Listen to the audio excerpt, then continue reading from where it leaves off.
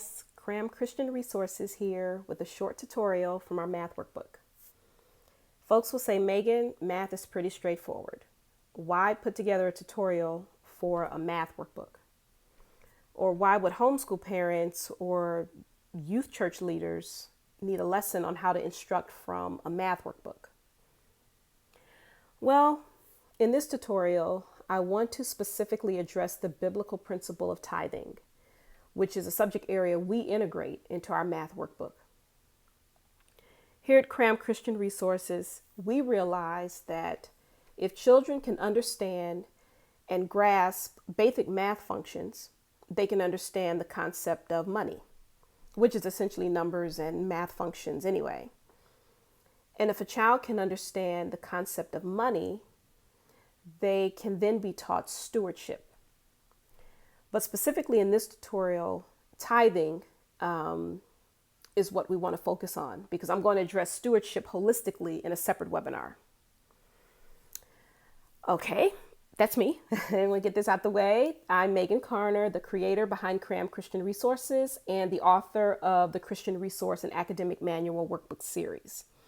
You can check out our previous webinar, which gives this overview of the Christian Resource and Academic Manual Workbook series. It talks about my passion and my dedication to Christian education, where that stems from, and why I created the workbook series. Okay, let's get into it. And God commanded the man. Genesis chapter 2, verses 16 and 17.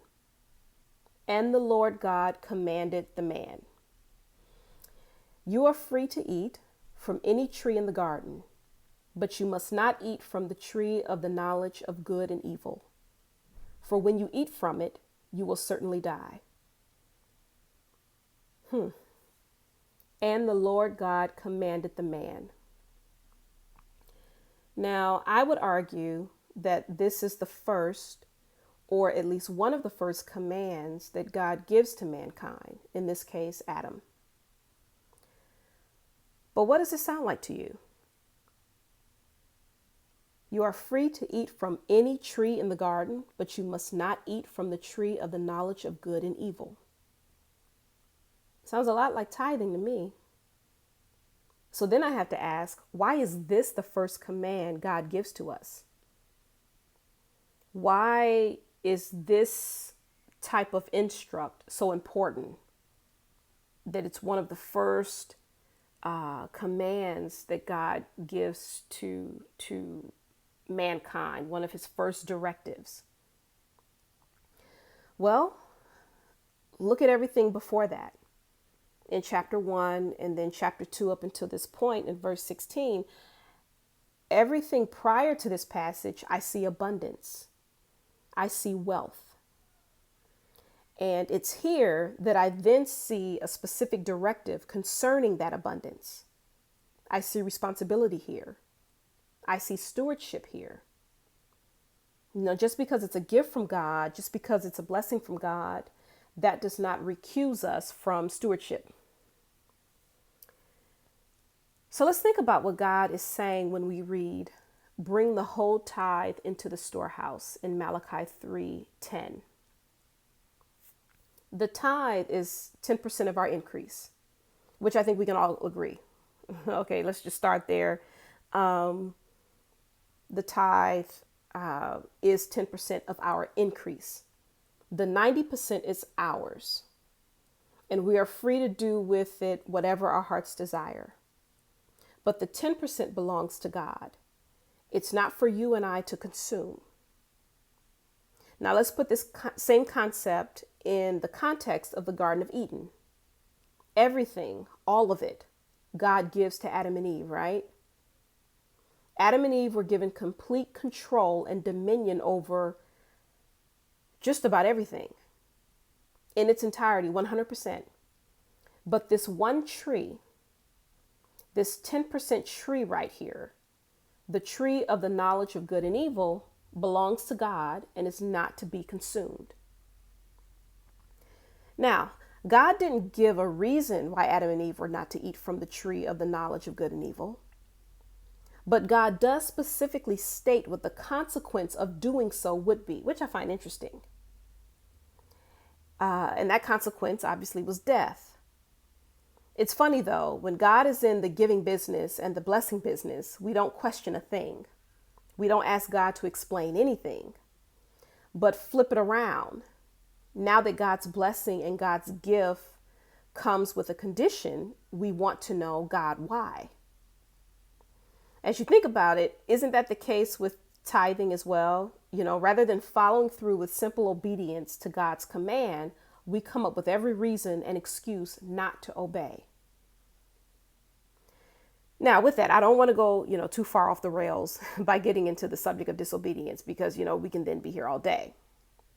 But the purpose and goal of this tutorial is to answer, how do we make this concept of tithing? How do we make the concept of tithing digestible and understandable to a kindergartner?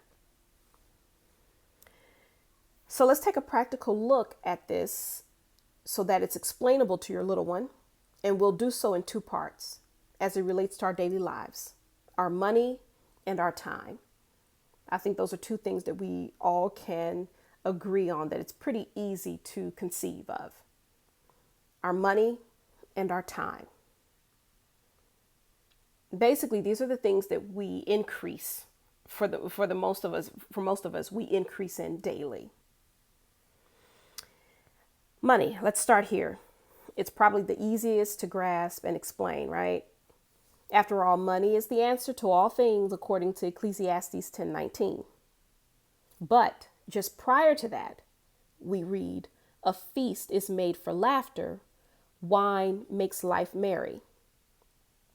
Which can be interpreted that it's good to laugh and enjoy yourself.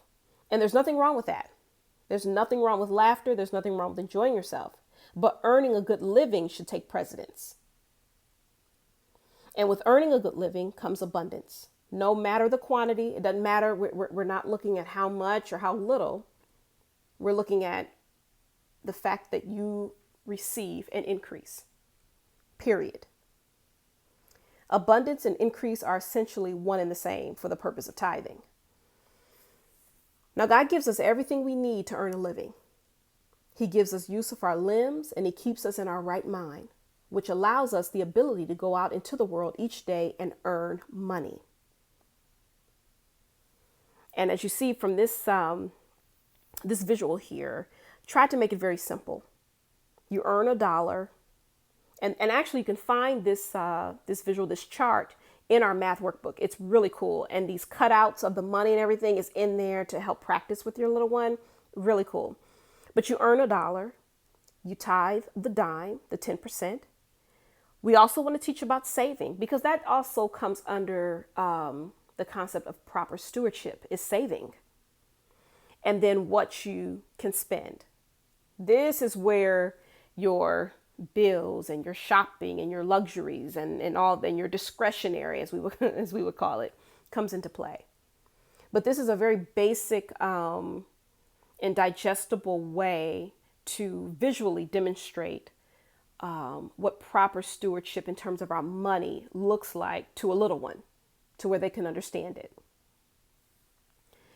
Next is our time. And a lot of people don't consider this or don't think about it. Every single day is an increase in our time on this earth. The time that God gives us each day is an increase, just like money is. There really is no difference. We learn and understand time as it relates to hours in a day, days in a week, and weeks in a year. All of this time is an amazing gift from God and an increase to our life each day. And therefore, a portion of it is to be given back to God each day. He gives us time. We're now to then give time and set aside time each day to acknowledge him, to pray, to read, whatever it is, but stopping to honoring God for that increase in time that he gives us. So as we close this tutorial, I wanted to keep this pretty basic and simple, just something for you to be able to follow along and give ideas of how to get these concepts across to your little one. So as we close, I sincerely hope that this provides a clearer picture of how subjects like tithing and money stewardship can be broken down and explained to your kindergartner or even your preschooler. Remember, they know what money is at a very, very early age. Remember, once they can grasp and understand numbers, they can certainly understand the concept of money and financial stewardship. And here we have. So go to CRAM for Kids. That's CRAM, the number 4, KIDZ.com. Grab the math workbook today. You will not be disappointed. It's such a great resource tool for your little one. All right. Thanks, and thank you for including CRAM Christian resources on your educational journey.